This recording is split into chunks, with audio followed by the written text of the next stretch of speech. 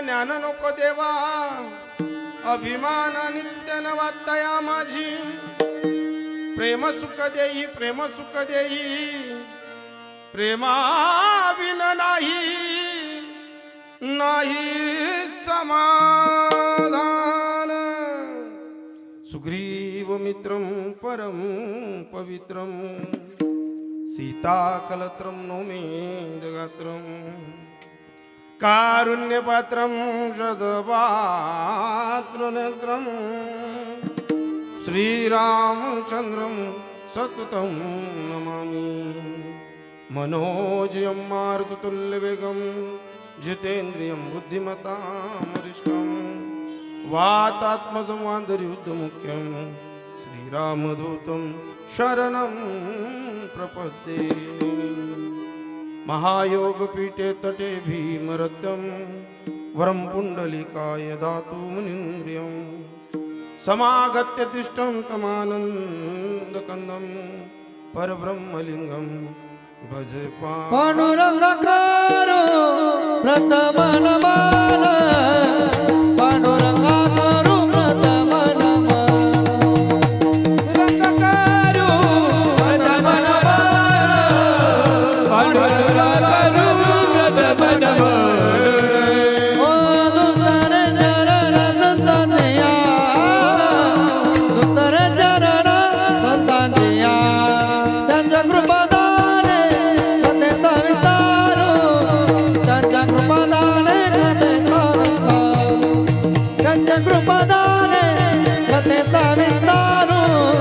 बाबा गुरुदास तुका तुझे चरण संताजिया, तुझे चरण संताजिया, त्यांच्या कृपादाने कथेचा विस्तारू, त्यांच्या कृपादाने कथेचा विस्तारू, त्यांच्या कृपादाने कथेचा विस्तारू. बाबाजी सद्गुरुदास तुका. पांडुरंगा करू प्रथम नमन, दुसरे चरण संतांची या, त्यांच्या कृपादाने कथेचा विस्तारू. बाबाजी सद्गुरुदास तुका. ओम नमो ज्ञानेश्वरा, करुणा करा या दया, तुमच्या अनुग्रह लादलो, पावन झालो चराचरी. सरस्वती माते द्यावी मज स्मृती, येतो का कृती तुझ लागे, आपुल्या बाळाशी धरी आता हाती न करी फजिती जना माझी. असो नसो भाव आलो तुझी आठाया, आलो तुझी आठाया, कृपा दृष्टी पाहे, कृपा दृष्टी पाहे मजगल भंडारी राया. असो नसो भाव आलो तुझी आठाया, आलो तुझी आठाया, कृपा दृष्टी पाहे, कृपा दृष्टी पाहे मजगल भंडारी राया. असो नसो भाव आलो तुझी आठाया, कृपा दृष्टी पाहे मजगल भंडारी राया, कृपा दृष्टी पाहे मजगल भंडारी राया. असो नसो भाव आलो तुझी आठाया, तुझी आठाया, कृपा दृष्टी पाहे मजगल भंडारी राया, कृपा दृष्टी पाहे मजगल भंडारी राया. असो न स्वभाव आलो तुझी आठाया, कृपा दृष्टी पाहे मजकडे पंढरी राया. सेवे लागी सेवक झालो, तुमच्या लागलो निज चरणा. अहो स्वामी तुक या देवा, यावरी न करावा अवेरू. बरसाने की राधिका नंदगांव की शाम, बरसाने की राधिका नंदगांव की शाम, वो इनके पद करूं मैं कोटि कोटि प्रणाम. चले आना जी सुंदर श्याम, चले आना जी सुंदर श्याम, हमारी हर की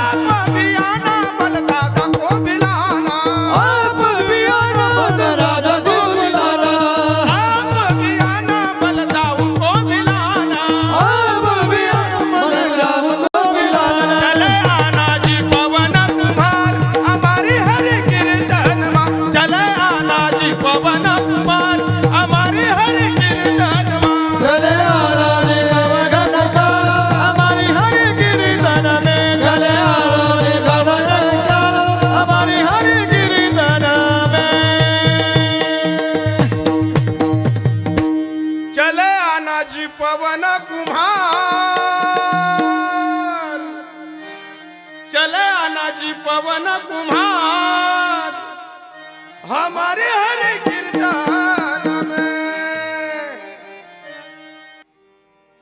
भक्ती प्रेमा विन ज्ञान नको देवा अभिमान नित्य न वाटया माझी प्रेम सुख देई प्रेम सुख देई प्रेमा विन नाही समाधान. तुम्हाला आवाज बरोबर येतोय का? धीरे धीरे आवाज बरोबर येतोय ना तुम्हाला ताई? मग तुम्ही एकदम असा असा यन गद्य करात मनकडे जसं काही बचत गट ना आता वाटालेलं बा जेवढं एवढं सुंदर गायन होतं पहा. या रवी महाराजांना आणि मनोज महाराजांना जर खानदेशात कोणी तारीख दिली ना तर कीर्तनकारापेक्षा त्यांचं गायन ऐकण्यासाठी लोक येतात. हे आमचे कल्याण महाराज इकडे त्यांची किंमत नाही, पण यांच्या ऑर्गनवरची बोटं पाहण्यासाठी काही लोक शिकण्यासाठी येतात. या जांबावाला पोऱ्याला समाया बाबा खाले बटाडा.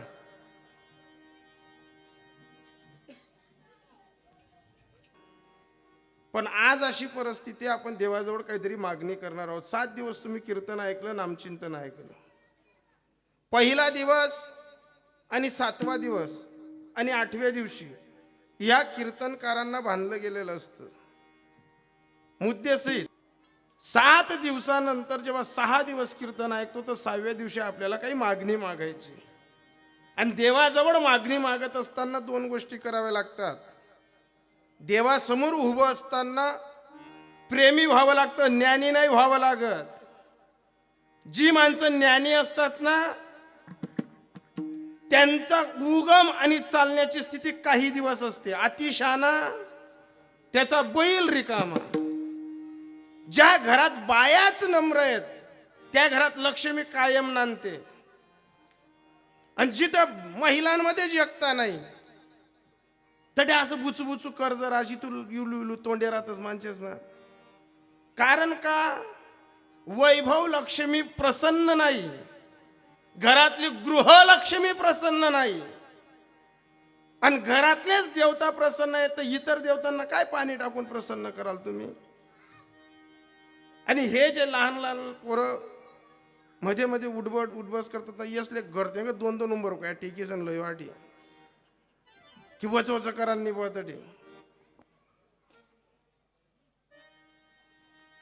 आणि ज्या वेळेस आपण घर सोडून कीर्तनासाठी इथं येतो ना एक लक्षात ठेवा, न कळत झालेली पाप कमी करण्याचं साधन म्हणजे कीर्तन.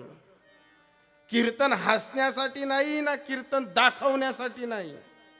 संसारी गृहस्थी माणसाला आपोआप आपला प्रपंच नेव नेटका करत असताना न कळत काही पाप होतात.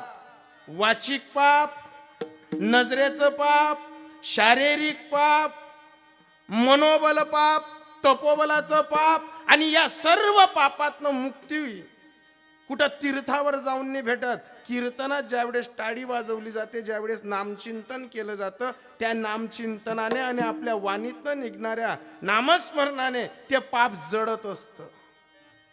मग बरीचशी लोक कीर्तनात बसतात असा देखतात आपल्या असं वाटत यांना का डोळ्याच वाटे जीवनिंग जाई हो. काहीच ले सांगू बाबा टाई वाजा ना हो, काहीच ले सांगू हाशिल्या ना, त्याचल्या हसन सांगू हसतच नाही, रडान सांगू रडतच नाही. आणि आपल्याकडे असं दगतस आपल्या असं वाटत का दगड घुसलीच नाही बाबा खिसा म्हणा अगदी भाऊ जीवना दगड संगेली जाय जुबो. ज्या वेळेस हसायची वेळ येईल त्यावेळेस हसून घ्या. न जाणे उद्या हसण्यावर बंधन येईल तुमच्या, न जाणे रडण्यावर बंधन येईल. याच नीलकंठेश्वर महादेवासमोर आपण रोज सकाळ संध्याकाळ आपलं दुःख व्यक्त करण्यासाठी येतो आणि दुःखातनं आपली भक्ती प्रगट करतो. जो माणूस पाणी टाकायला येतो ना त्या माणसाकडे सुख अवेलेबल नाहीये. सुखच जर अवेलेबल असतं तर आपण पाणी टाकायला आलो नसतो. आपल्याकडे दुःख आहे आणि दुःख सांगण्यासाठी आपण देवाच्या दरबारात येतो. मग याच नीलकंठेश्वर भगवंताला आपण 6 दिवसापासून जे कीर्तनं ऐकतोय त्या कीर्तनाची, त्या नामचिंतनाची, ती श्रवण भक्तीची जी काही साधना झाली आहे, तपेविन दैवत दिधल्याविन प्राप्ती आणि गूज बिन ही तर कोण सांगे, त्याला गूज विचारून त्याच्याकडे मागणी मागायची. आणि देवाजवळ मागणी मागत असताना तो काही असं म्हणत नाही मला बेलच द्या, तो काही म्हणत नाही मला पाणीच द्या, फक्त काही न लगे एक भावची कारण. तू का म्हणे आन विठोबाची, माझे जगद्गुरु तुकोबराय आन घेऊन छातीला हात लावून सांगतात त्याला फक्त तुमचा भाव शुद्ध पाहिजे. आणि शुद्ध भाव जर असला ना, थोर प्रेमाचा भुकेला हाची दुष्काळ तयाला, फक्त त्याला तुमच्या प्रेमाचा दुष्काळ आहे. आणि प्रेमाचा दुष्काळ जर ओलाव्याने भरायचा असेल, फक्त त्याच्या नावाचं नामचिंतन करा. काहीच नाही लागत त्याला. पाहिजे तसा खर्च नाही ना, पाहिजे तशा उदबत्त्या नाही ना, मेणबत्त्या नाही.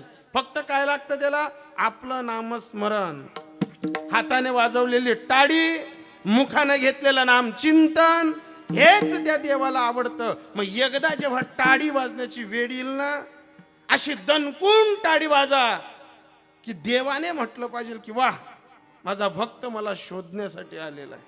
आणि त्याच नामचिंतनाची एकदा या नीलकंठेश्वर भगवंताला आपण प्रार्थना करूया की सालाबादाप्रमाणे चालत असलेला हा अखंड ज्ञानयज्ञ सोहळा तुमच्या आशीर्वादाने, तुमच्या कृपा प्रसादाने इतका 7 वर्षापासून आनंदाने पार पडत आहे. न कळत आमच्याकडनं झालेली पाप तुमच्या चरणी आपण अर्पण करतो. तुका म्हणे घालू तयावरी भार आणि वाहू हा संसार देवापायी. संसारातला भार आम्ही तुमच्या चरणी ओतत आहोत, तुमच्या चरणी टाकत आहोत. तो भार स्वीकारा. तुम्ही भोडे आहात, भोडे भाविक जुनाट चांगले होय तैसे केले भक्ती भावे. आपल्या भक्तीची प्रेरणा, आपल्या भक्तीची ज्योत त्याच्यापर्यंत पोचवा आणि अशी टाळी वाजून त्याचं स्वागत करा नामचिंतनानं. की देवानं म्हटलं पाहिजे की निळकंठ पार्क मध्ये भक्तांचा आता दुष्काळ नाही तर भक्तांचा ओलावा निर्माण झाला. तुका म्हणे तया ठाया ओल छाया कृपेची. तो ओलावा देवाला दाखवण्यासाठी मृदुंग जेव्हा वाजवला जाईल, आमची महाराज मंडळी जेव्हा म्हणेल, त्यावेळेस कोणीही कुत्सरपणा करू नका, आनंदाने टाळी वाजा. कीर्तन ऐकताना अतिशय सिरियस होऊ नका. आपल्या कीर्तनात एकदम अशी मानबी टाकू नका. आणि टाकाना टाइम यूज देत नाही मी. आणि जेले आदरी मान टाकान सवय होई, त्यांनी डायरेक्ट डॉक्टर बजायचं सलाय लायला एका टाइमला त्याला अटॅक जाईल. जर आपण कीर्तन ऐकण्यासाठी आलोत ना, माझं कीर्तन ऐकताना जास्त काही देव शोधण्याचा प्रयत्न करू नका. मी रोज समाज प्रबोधनावर बोलणारा माणूस आहे. कीर्तनाच्या माध्यमातनं जे काही सांगून जाईल, ज्यानं कष्टानं आपला संसार या प्रॉपर्ट्या सांभाळून लेकरं पोरं आपल्या बगलेत घालून इथं आपण सर्व काही सांभाळत आहोत. लेकरांना पख्यात घेऊन मोठं करणं ज्या माता पित्यांना जमलं आणि महागाईच्या तडाख्यात ज्यांनी हे सांभाळून ठेवलं, त्यांना माझा शब्द कळेल. आणि ज्यांना याच्याशी काहीच घेणं नाही, खाई पिपूशी नाको खांदेस माये नाही, मग जन्माला आला रेडण पाणी भरून आणि जन्माला यायचं एक सार्थक असतं. परमार्थ करत असताना परमार्थ टिकावा याच्यासाठी आपल्या पदरी पुण्य पाहिजे. परमार्थ करत असताना परमार्थ टिकावा याच्यासाठी गुरुकृपा पाहिजे. आणि संसार आनंदाने फुलावा, संसारात सुख शांतता राहावी, यासाठी आपल्याजवळ थोडा का होईना पण बँक बॅलन्स पाहिजे. बँक बॅलन्स नाही, तुम्ही कितीही माणुसकीवाले राहा, लोक तुम्हाला डिमांड नाही देणार, लोक मानणार नाहीत. हे जग पैशाला हुजरे आणि मुजरे घालतं, माणुसकीला नाही घालत. या जगात एक काळ असा होता की माणुसकीच्या नात्यानं सगळे सोयरी जोडली जात होती. घराणेशाही, गाव नाव पाहिलं जात होतं. कोणत्या कुळाची पोरगी आहे, कोणत्या माणसांची पोरगी, यांचे बाप जादे काय, या सर्व गोष्टी पाहिल्या जात होत्या. आता ते पटच सुटी गे पोऱ्याल पोर पसंतशे हाय उरकाई टाका, तेच उरकाई टाकतात. अगो 1.5 महिना त्याच फार किती पडाले, त्याच लोक बी येतच. आणि घरवाला म्हणतात हाय कस काय जाय फुटी गायतात का. ज्या वेळेस योग्य ते पाहायला पाहिलं होतं ते पाहिलं नाही, जो विचार करायला पाहिला होता तो केला नाही. आणि मग नंतर हे असं कस काय झालं ते तसं कस काय झालं. ज्या गोष्टी आपल्याला कळत नाही त्या गोष्टी करण्यासाठी 18 बगड जातीतल्या साधू संतांनी ही ज्ञान यज्ञाची गंगा घराघरापर्यंत पोहोचवली की जी झोपली आहे ती जागी झाली पाहिजे, जागी आहे ती पडती झाली पाहिजे, पडणाऱ्यांच्या खांद्यावरती वारकरी संप्रदायाची पताका आली पाहिजे आणि यांच्याच खांद्यावरती ही पताका फडकत असताना ज्या महापुरुषानं झोपलेल्या समाजाला आवाज देऊन सांगितलं आणि आवाज देत असताना एकच सांगितलं, दार उघड बाया आता, दार उघड बाया आता, दार उघड बाया आता, दारुगड बाया दारुगड दारुगड बाया दादा दारुगड बाया आता, दारुगड बाया आता, दारुगड बाया आता, दारुगड बाया दारुगड बाया दारुगड बाया दादा माहूरची रेणुका दारुगड, माऊरची रेणुका दारुगड माहूरची रेणुका दारुगड, माऊरची रेणुका दारुगड सप्तशृंगाई दारुगड, सप्तशृंगी आहे दारुगड एकविरा आई तू दारुगड, एक गिराय तू दारुगड दारुगड बाया आता, दारुगड बाया आता, दारुगड बाया आता, दारुगड बाया दारुगड बाया दारुगड बाया दादा दार उघड. माहूरची रेणुका तू दार उघड. अरे दुड्याची एकविरा तू दार उघड. का दार उघड? की झोपलेला हा समाज आहे, हा समाज जागी झाला पाहिजे. मग हे सांगितलं कोणी? हो, ज्या झोपलेल्या समाजाला भारुड्याच्या माध्यमातनं, अभंगांच्या माध्यमातनं, देवीच्या माध्यमातनं ज्या नाथ बाबांनी या समाजाला जागृत केलं आणि जागृत करत असताना याच नाथबाबांचा अभंग मागणीपर प्रकरणातनं मांडत असताना नाथबाबा सांगून गेले, 5 फूट 6 इंच गोरान गोमटा असा नरदेह भेटल्यानंतर जीवन जगायचं तरी किती? हो, पहिले एक काळ असा होता, हातात फोन पडला तर त्या फोनला आपण चायना म्हणत होतो, फोनला आपण चायना म्हणत होतो. कालमान स्थिती अशी बदलली, आता देह चायना होऊन गेला. या देहाची गॅरंटी नाही. जो माणूस कीर्तन ऐकतोय आणि घरी जाऊन खाटेवर कॉटवर झोपतोय त्यानं सांगावं आत्मविश्वासाने, मी माझ्या मर्जीने उठतो. नाही, हे चालतं सर्व त्याच्या सत्यानं आणि तोच उठवतो आपण. चल ये शरीर कोणाचे असते, चाल ये शरीर कोणाचे असते, चाल हे शरीर कोणाचे असते, चाल हे शरीर कोणाचे असते. ओ कोण बोलवीते हरिवीण, कोण बोलविते हरिवीण, कोण बोलवीते हरिवीण, कोण बोलविते हरिवीण. देखवी ऐकवी एक नारायण, देखवी ऐकवी एक नारायण, देखवी ऐकावे एक नारायण, देखवी ऐकावे एक नारायण. चाले हे शरीर कोणाची आहे सत्य, त्याच्या सत्यानं चालतं. त्या सत्याला प्रकट होत असताना नादबाबांनी आपली मागणी मागितली, देवा द्यायचंच असेल तर एकच दे, भक्ती प्रेमा विन ज्ञान नको देवा, अभिमान नित्य नवा तया माझी. द्यायचंच असेल ना तर ती भक्ती दे, ते प्रेम दे, त्या भक्तीत ते ज्ञान दे आणि हे सर्वच काही दिलं ना देवा, एक गोष्ट देऊ नको ज्यात अहंकार येईल.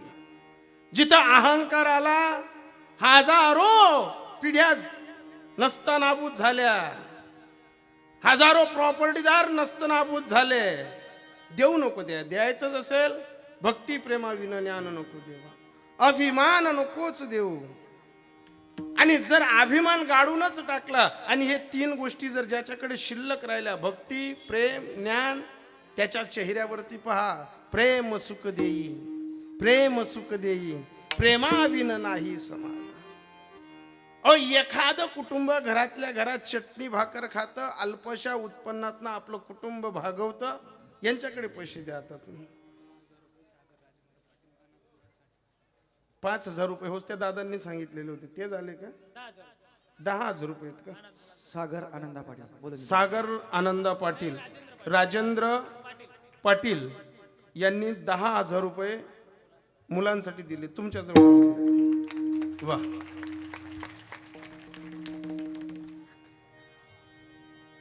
ज्या वेळेस आता जसे पैसे येतील ना तसं नाव टिपून घ्या तुम्ही.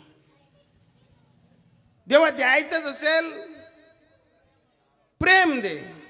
आणि प्रेम घेत असताना देवा ज्ञानाची आणि प्रेमाची भक्तीची जर शिदोरी आमच्या पदरी आली तर असं प्रेमही देऊ नको आणि असा अहंकारही देऊ नको. कसा? रांडेविने जीवी शृंगार पै केला. एखादी तरणी ताठी पोरगी घरात आनंदाने आईवडिलांच्या जीवावर लहानाची मोठी व्हावी, तिने लहानपणी साडी घालावी, अगदी ठुमके बाच ती दिसावी. पाहता पाहता या पोरीचं बापाने आईनं लग्न करावं आणि लग्न झाल्यानंतर जीवनात दोन प्रसंग येतात. एक सौभाग्यवती राहावं लागतं आणि एक विधवा राहावं लागतं. पण यात नाथबाबांनी शब्द पारखून मांडला. काय? रांडेविने जीवी. मग रांडोड कोण? विधवा कोण? विधवेचे प्रकार वेगळे, रांडोड वेगळं. आलाच प्रसंग पुढं बोलत असताना सांगू. द्यायचं असेल ना देवा दे. रांडेविने जीवी शृंगार पै केला. प्रेमाविन झाला ज्ञानी कैसा. एखाद्या कमी वयातल्या मुलीला जसं वैधव्य पण पदरी येतं तसं एखाद्या वेळेस श्रीमंती असेल पण दान देण्याची वृत्ती नसेल तर तेही काही कामाचं नाही. मग हे जे शिकवलं, हे शिकवणारे कोण? अनुभवी लागतात. घरातला मालक, सासू सासरे, सून आणि मुलगा. एखाद्या कुटुंबात सासू जेव्हा सुनेवर दरडावून आवाज येते, बेटा संसारात उतावं लागत नाही ना मातावं लागत नाही, हे सांगण्यासाठी जेव्हा सासू आवाज भरते. काही सुनांना राग येतो, पण सुनांना ज्या वेळेस आपलंच सासू पण पदरी पडतं त्यावेळेस सासूची किंमत कळते की माझी सासू का बोलत होती. तो अनुभव संसारातला आला होता. ही भाऊबंदकी, हे नातं गोते, हे सगळे सोयरे इष्ट मित्र परिवार यांच्यात कसं वावरावं लागतं, कोणाशी गोड बोलावं लागतं, कोणाला घरी बोलवावं लागतं, कोणाला बाहेरच्या बाहेर रामराम करावा लागतो. हे जे अनुभव संसारातले ज्यांना आले ते ग्रेट सासू सासरे. मग परमार्थातले ग्रेट साधू संत अनुभवातनं बोलतात की एका जनार्दनी प्रेम अति गोड.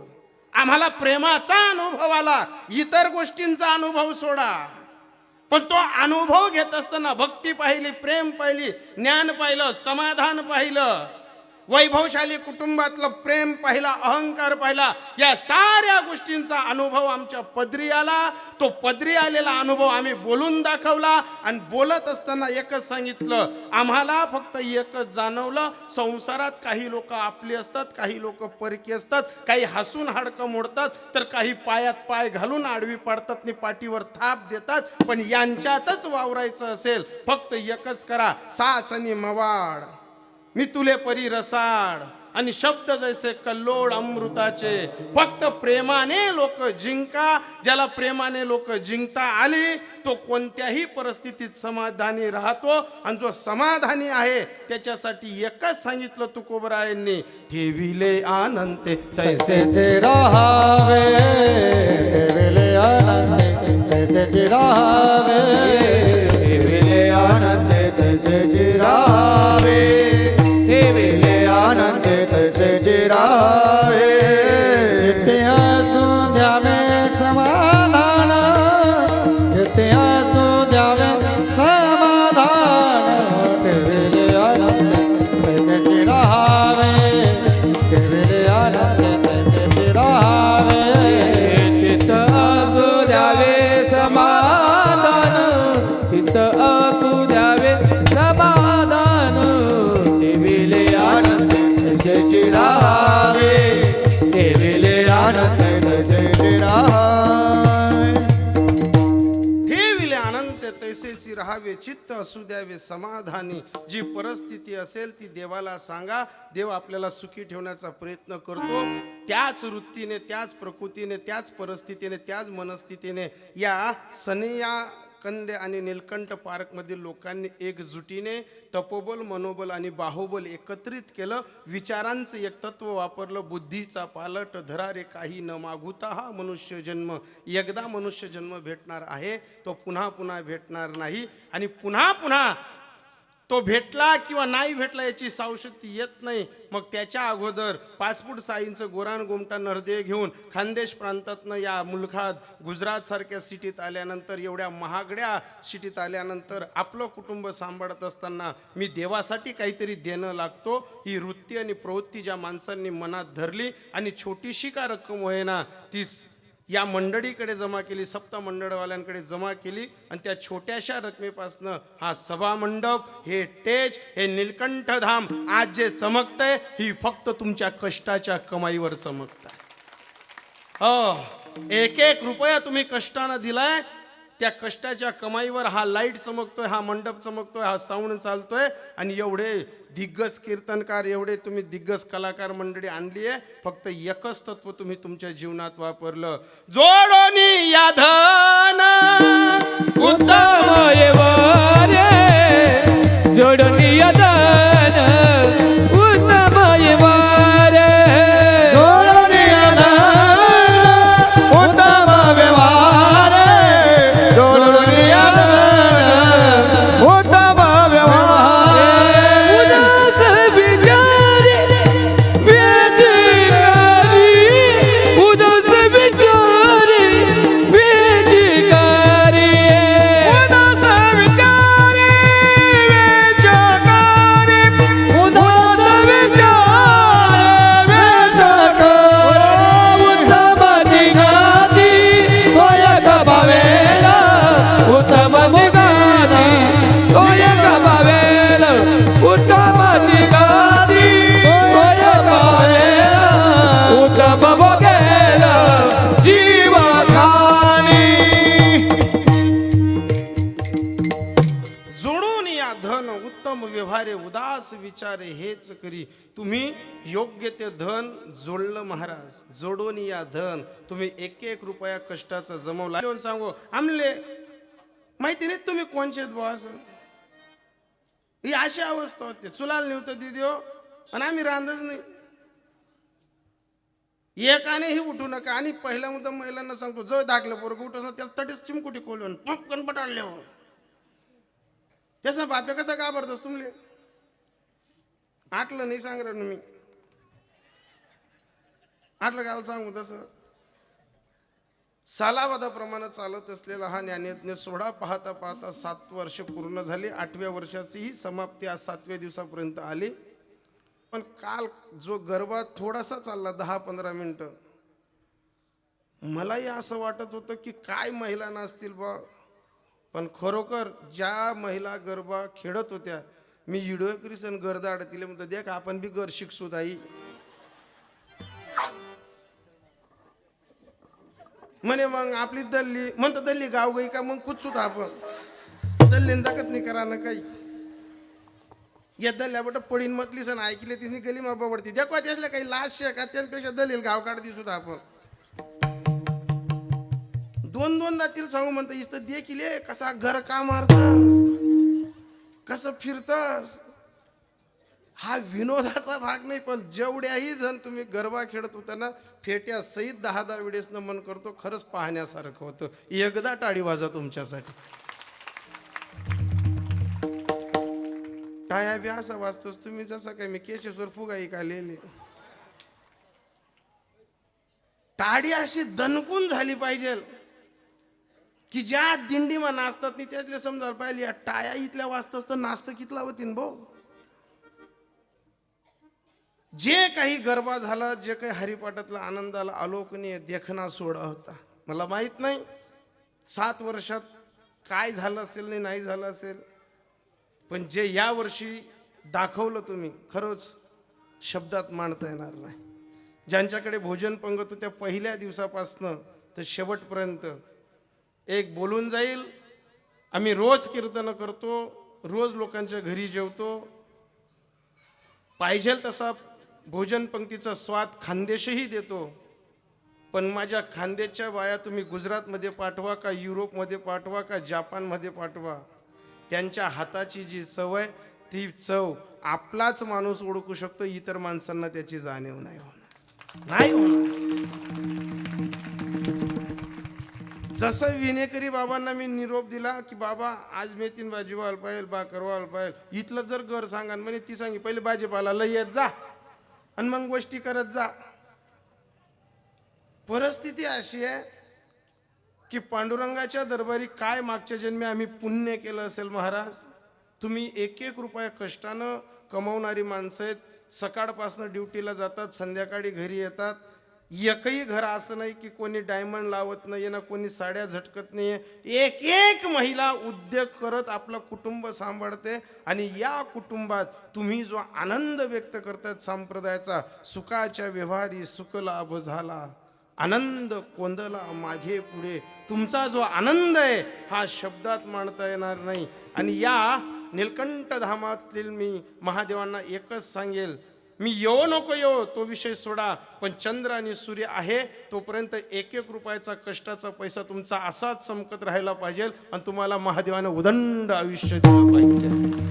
हो महाराज, काय करा या सर्व दात्यांचं, या सर्व कार्यकर्त्यांचं, या सन्या कंदेचं, नीलकंठ पारचं फेट्या सहित नमन करून सांगतो महाराज की जी सेवा तुम्ही आम्हाला दिली, या सेवेत आदरणीय आमचे कल्याणजी महाराज आडगावकर आरगोनला असतील, त्यांच्याही शब्दसुमनांनी आभार मानतो.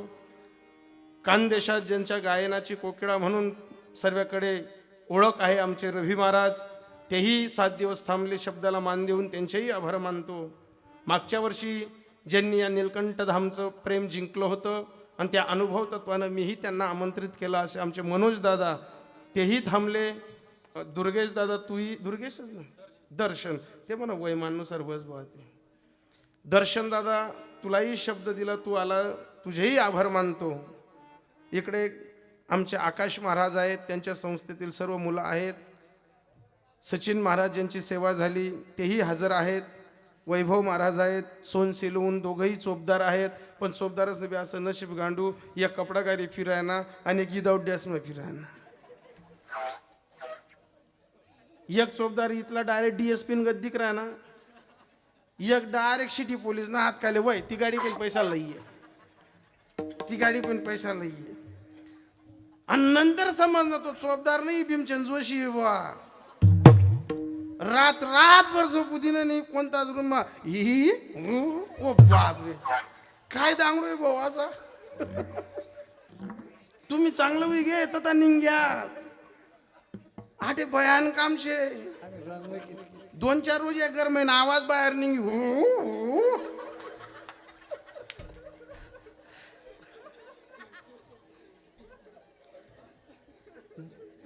बोलतात न्यारा न्यारा पद्धत ना, चित्रे बी जातात मग आपण.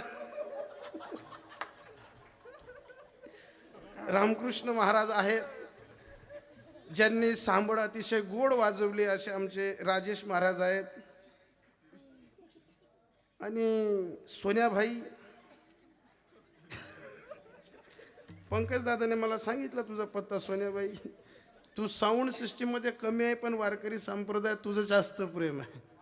हो, गोड असं साऊंड ज्यांनी इथंच थांबून संपूर्ण हँडलिंग केलं असं सोनू दादांनाही आणि तुमच्या साऊंड सिस्टीमच्या मालकांनाही दंडवत करतो. आणि जे रात्रंदिवस हा सप्ताह टिकावा म्हणून परिकाष्ठेने मेहनत घेतात आमचे विनेकरी बाबा. कोणासाठी टाळी वाजा नका वाजा, कोणासाठी टाळी वाजा नका वाजा, पण या माणसाची खरी मेहनत आहे, यांच्यासाठी जोरदार टाळी वाजा. प्रत्येकच जण इथं आपलं आपलं कष्ट करून वेळ देतच आहे. पण या बाबांच्या समोर आम्ही त्यांच्या मुलांच्या वयाच्या आहोत. बाबा कोण कर नाचताय आणि हे आम्ही बोलत नाही तोपर्यंत सर्व सामुग्री आमच्या समोर, चला येनगर जाणं त्यांगर जाणं. बाबांना जीववर 1500 पाय पडाना, हात जोडाना, आमना की जामा, हे सर्व त्यांच्यामुळे मी बाबांनाही प्रणिपात दंड करतो. आमचे गोकुळधाममधनं आमचे सर्व वारकरी मंडळी आलेले, कदाचित मला नाव माहीत नसेल दादा, मला स्वीकार करा. आणि सर्वच जण सन्याकंदमधले, गोकुळधाममधले असतील, आपले सर्वच निलकंठ पार्कमधल्या सर्व मंडळींसमोर या ताईमाई अक्का ज्या ओळखीच्या असतील, नाही ओळखीच्या असतील, कदाचित यंदा पहिलं मुई होतं, मागणं साली तर पोऱ्या देखान काम होतं, पोरद्याकान काम होतं. यावर्षी नांदायला आलो, दुसरा मुईल समजी जाई कोणता चंपा आहेत, कोणता बोगोन आहेत, कसा कालावना पडतील, कसा काना करणा पडतील.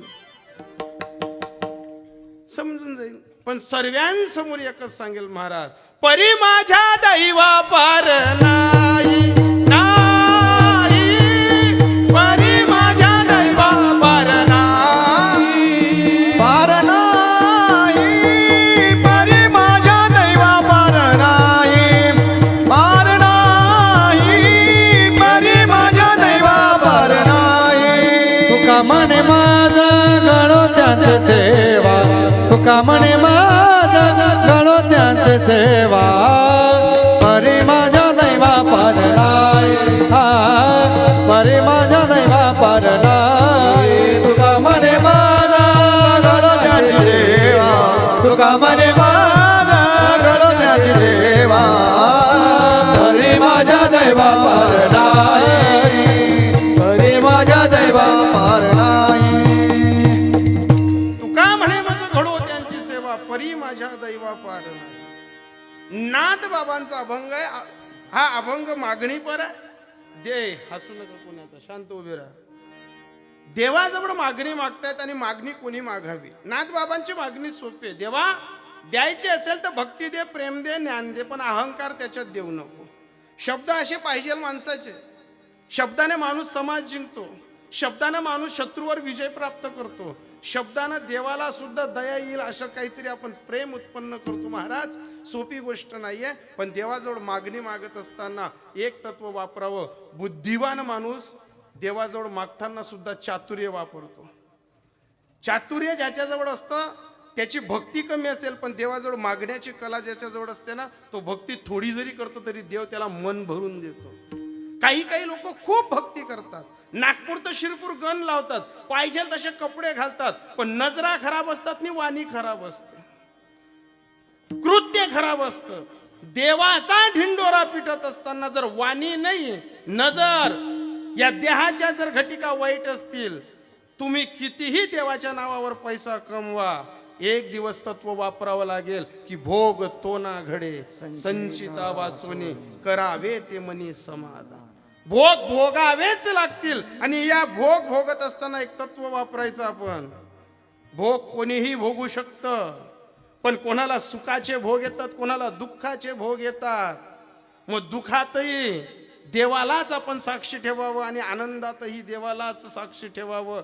जो हे तत्व वापरतो त्याच्यासाठी उजळले भाग्य आता, अवघी चिंता वारली.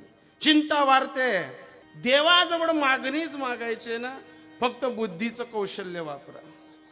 काही लोक तीर्थाला जातात, काही लोक पंढरपूरला जातात, काही लोक शनी शिंगणापूरला जातात, पाहिजे तसे देवालयांवर जातात. देवालयावर जाऊ नका. भक्ती करत असताना घरूनच भीक मागा, याचना करा देवाला. देव काही म्हणत नाही माझ्याजवळ ये आणि सत्र्या अंग आले, काहीच नाही. देव तसं काहीच म्हणत नाही, फक्त मागताना कला पाहिजे. जर तुम्ही या महादेवांसमोर आलं तर यांच्यासमोर वेगळं मागणी करायची.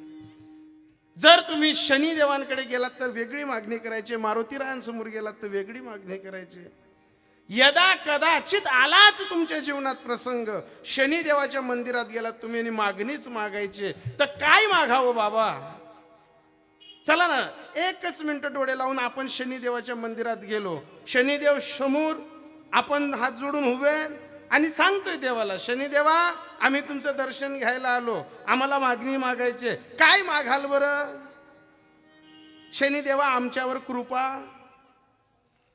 काय सांगाल? शनिदेवा आमच्यावर कृपा म्हणजे हातेपाय मरा.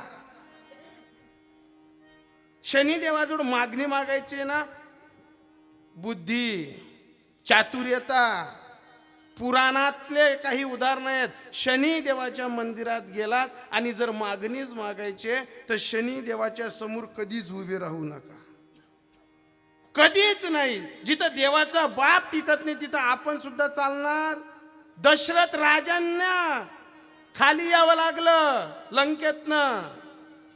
विषय सोपा नाही, तुमच्या डोक्यावरनं जाईल. पण सांगून जातो तुम्हाला, शनिदेवांच्या मंदिरात गेलात तर शनिदेवांसमोर कधीच उभं राहू नका. त्यांची मूर्ती जशी आहे ना, तर कुठल्या तरी तिरकस बाजूला उभे राहा आणि शनिदेवांचा नमस्कार करताना मागणी मागा, शनिदेवा तुमची जी कृपा आमच्यावर झाली आहे ना, ती कृपा तुम्ही काढून काय काढून घ्या, ती ठेवू नका. तुमची कृपा काढून घ्या आणि आमच्यावर आमच्या गुरुदेवांची, आमच्या कुलदेवतेची, आमच्या साधू संतांची कृपा होऊ द्या. हे हे हे मागा देवाजवळ. हे ज्याला मागणं जमलं ना महाराज, तो हट्टहासाने सांगतो, हेची दान देगा देवा. देवा दे, पण हेच दे, हट्टहासाने सांगा. आणि काही लोकांना संसारात काहीच अक्कल राहत नाही. आमचेच चुलत काका घरात अशी काही भानगड झाली, 17-18 एकर जमिनीचा मालक, या दुष्काळी वातावरणामुळे या तुकडा मकाई पेरतही उन्हाने सर्व घरबार काही बोलायचं. उत्पन्न घसरत गेलं, घरात वाद वाढत गेले. वाद जसे वाढत गेले, करत्या माणसाच्या कोपरहांड्या डोक्यावर फुटतात सर्वांच्या. तुमच्यामुळेच झालं, तुमच्यामुळेच झालं.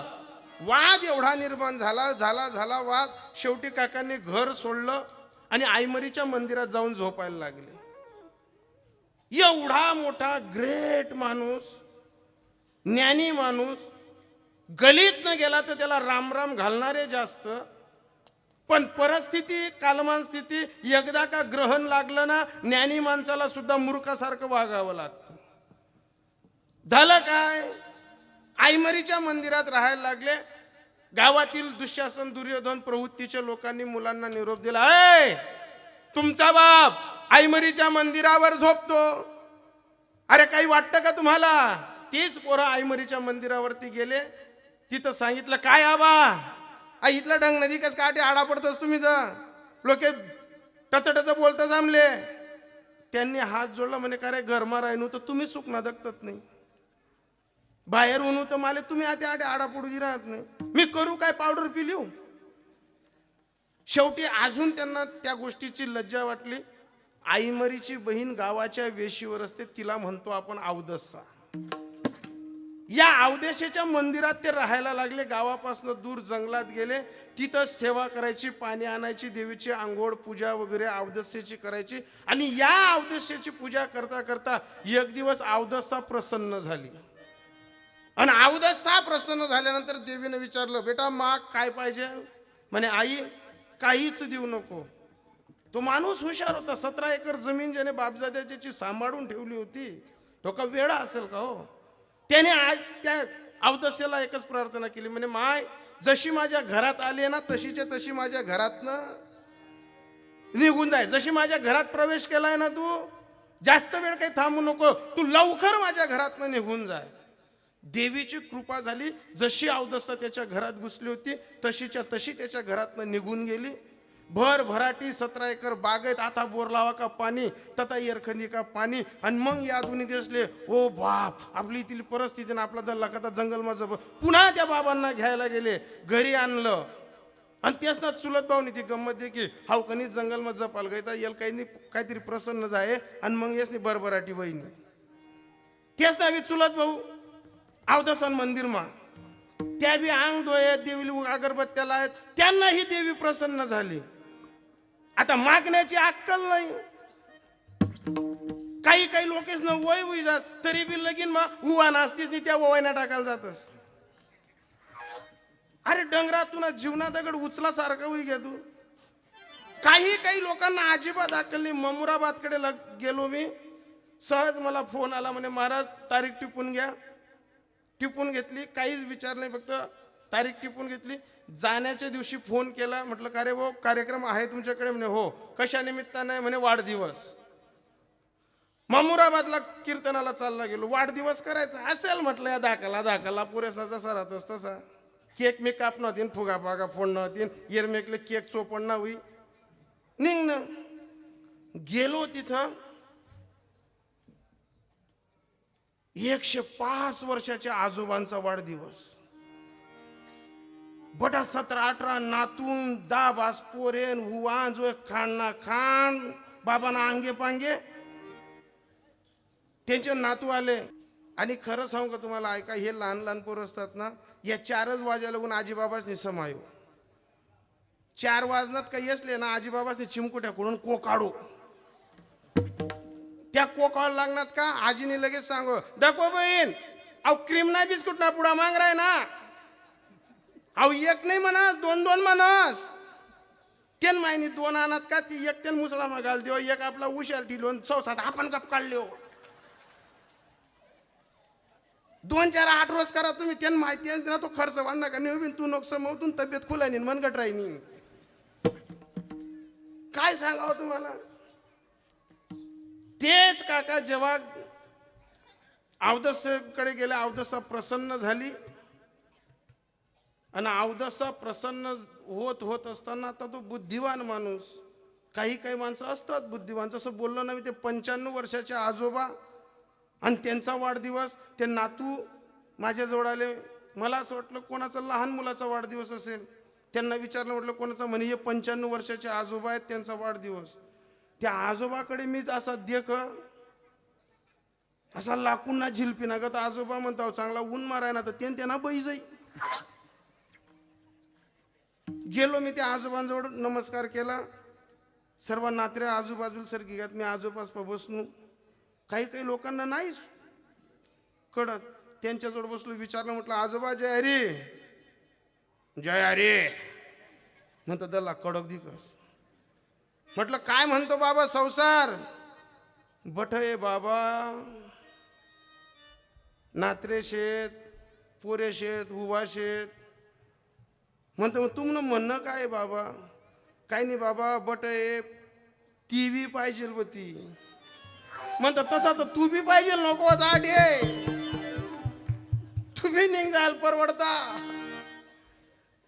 काही लोकांना अजिबात नाही तेच अवधस्याकडे ते काका गेले त्यांनाही अवधसा प्रसन्न झाली त्यांनी अवधस्याला सांगितलं म्हणे अवधसा माता तू माझ्यावर कृपा हवा एक भाऊ सांगराना मन गरमाईन निघ जाय हा भाऊ सांगराना मनावर कृपा हाते पाय मरी तेल देव काय करी ज्या वेळेस आपण असं कृत्य करतो ना नकळत झालेली पापांचा असा गठ्ठा तयार होतो आणि हे पाप जेव्हा भोगण्याची वेळ येते तेव्हा देवाजवळ मागून सुद्धा आपल्याला देव देत नाही का देत नाही नकळत झालेली पाप संचितात येतात प्रारब्धाने गाठोडी तयार होते आणि हेच पाप आपल्याला भोगण्याची जेव्हा वेळ येते ना तेव्हा काय होतं वाहिल्या उद्वेग दुःखाची केवळ वाहिल्या उद्वेग दुःखाची केवळ वाहिल्या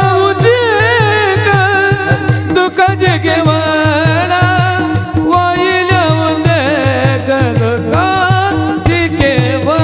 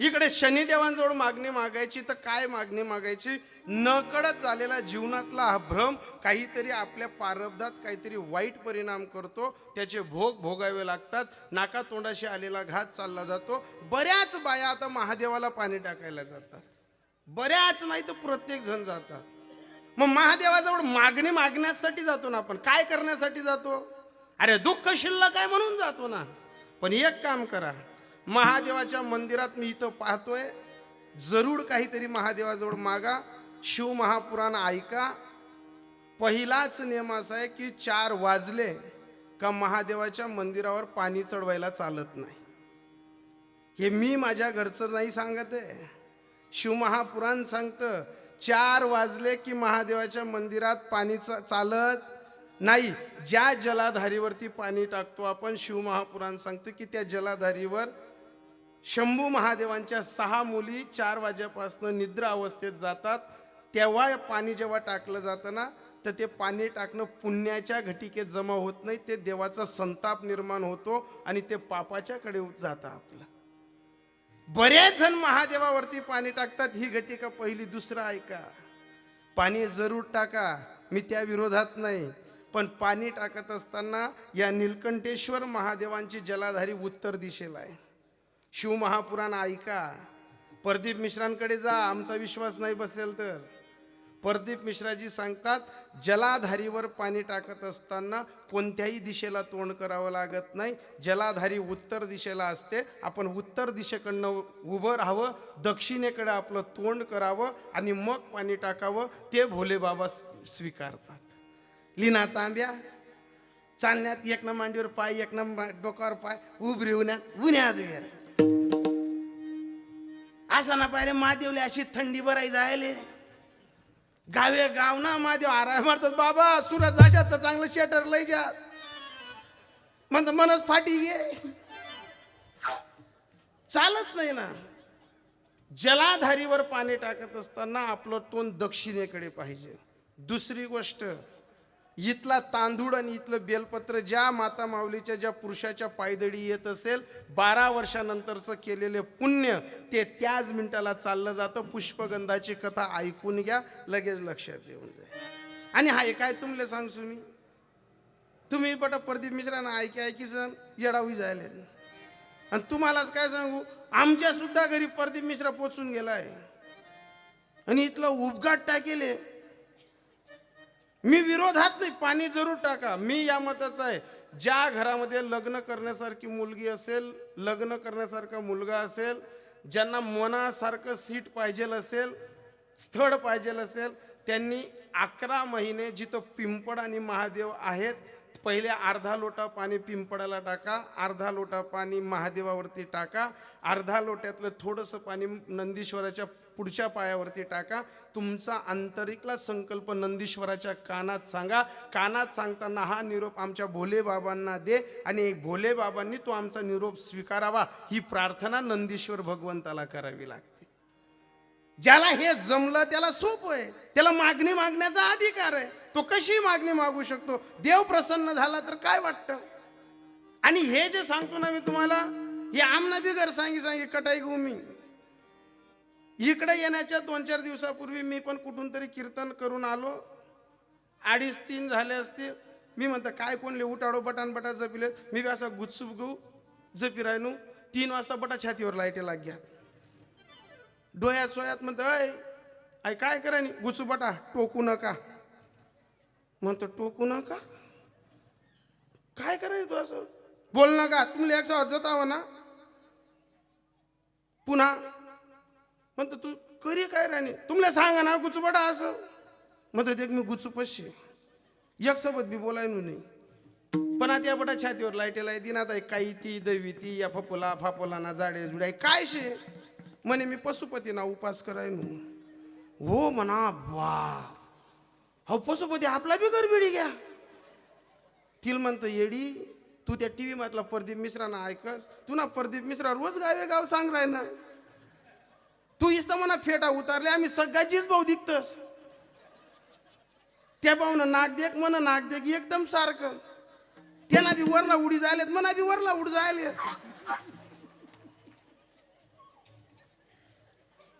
एकदम शेम टू शेम दिखतस. घरना प्रदीप मिश्राला डोयाबरी दक, टीव्ही मधला दक नको. गुचुबटा टोक नका. तिला म्हणताय 4 वाजता उठीस तू काही बालंगी इद्या तर निशिक राहील. तिला सहज बोललो मी प्रेमाने. म्हटलं पाय जे झालं ते झालं. आता मला 1 सिंगल कप ठी दे चहा. तू देवारा पा बटेले नाहीस ती उठ 1 सिंगल पर चहा ठी दे. मी म्हणे पिलीसून डोऱ्याचे जाडजोड आवरायला निघ जासू. आमनं काही बाईस तर निघ का असं आडा चालत जा. म्हणतो तुला कितली क्यू करीस सांग राहिनो ताई, मला 1 सिंगल चहा ठी द्या. मी अशा काठ्या काढाय नो का. सकाळ ना 4 ना टाईम आहे. तुला जर धोपटाईच गई तू कोकावशी गली आली ना लोके मध्ये नेसले का बाहेर नाही या 4 वाजता गरमा आंगडो घाला ना. तुला कितलं क्यू करीस सांग राहिनो मी. ते मला सांगायची म्हणे मी रोज तुम्हाला ऐकस ना म्हणतो मग इथला ऐकस तू म्हणे आज नाही एक काम करा तुम्ही शिंगलभर चहा ठिल्या आणि मनावर इतलीच कृपा करा तुम्हाला बी एक कप ठिल्या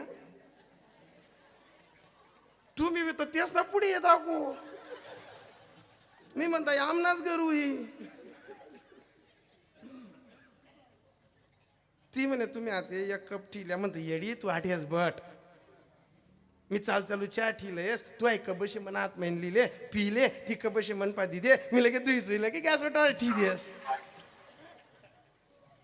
तिला म्हणतं येडी तुला काहीच वाटत नाही तुला जित्ता महादेव किलावणं तोंड करी सांग ना ताई मला एक शिंगल चहा ठी द्या जित्ताले गरमा वाकडा कराय नाही त्याला कोल्हा कराय नाही तो तुला भीक माग राहणार हो ताई आका मला एक शिंगल चहा ठी दे ना अरे गुलाला तोडाय नाही आणि तू महादेवर पाणी टाकायला जाशी त्यानं इथलं मोठं पाणी टाक देशील तो जर प्रसन्न ना तो काय सांगे गरणाले पाणी नाही आणि आठे काय करायला एकच तत्व लक्षात ठेवा देवाजवळ मागताना डुप्लिकेट भक्ती चालत नाही ही जर डुप्लिकेट भक्ती असेल ना घरना माणसं काही मागे राहत ना ते चटकन द्या अजिबात नाही आणि ही अशी भक्ती जर असेल ना तुम्ही महादेवावरती एक टँकर जरी पाणी टाकलं सकाळी 4 नाही तर रात्रभर जरी तिथं बसलात तरी तो प्रसन्न होणार नाही याच्यासाठी प्रेमी व्हावं लागतं ज्ञानी नाही हे ऐकण्यासाठी सुद्धा हे जे काही तुम्हाला विनोदाच्या माध्यमातून सांगावं लागतं ना ही भूमी विनोदाने प्रसन्न होते या भूमीत विनोद नाही तुम्ही एकदम फरदांना वावर नगद अंग टाक दिशा इथं जे आनंदाने स्वीकारता येईल ते सांगावं लागतं मग असाच दुःखी कष्टी झालेला जो समाज होता तो नाथ बाबांजवळ डोकं टेकत होता आपलं दुःख सांगत होता नाथ बाबा आम्ही ऐकलंय देव तुमच्याशी बोलतो तुमच्या घरी येतो तुमच्या घरी पंक्तीत सुद्धा तो दिसतो तुम्ही फक्त शब्द दिला तर मेलेले उठायला तयार आहेत हे सर्व कस काय सिद्ध झालं तर नाथ बाबांनी सांगितलं होतं ज्या दिवशी दत्तात्रय प्रभूंनी माझ्या गुरूंसोबत माझ्यावर कृपा दृष्टीने निहाळलं होतं मी माझ्या दत्तात्रयांसमोर आणि गुरूंच्या साक्षीने जे मागणी केली होती तीच मागणी नाथबाबांनी सांगितली अभंगाच्या पहिल्या चरणात भक्ती प्रेम विना ज्ञान नको देवा भक्ती प्रेम विना ज्ञान नको देवा भक्ती प्रेम विना ज्ञान नको देवा भक्ती प्रेम विना ज्ञान नको देवा भक्ती प्रेम विना ज्ञान नको देवा भक्ती प्रेम विना ज्ञान नको देवा भक्ती प्रेम विना ज्ञान नको देवा भक्ती प्रेम विना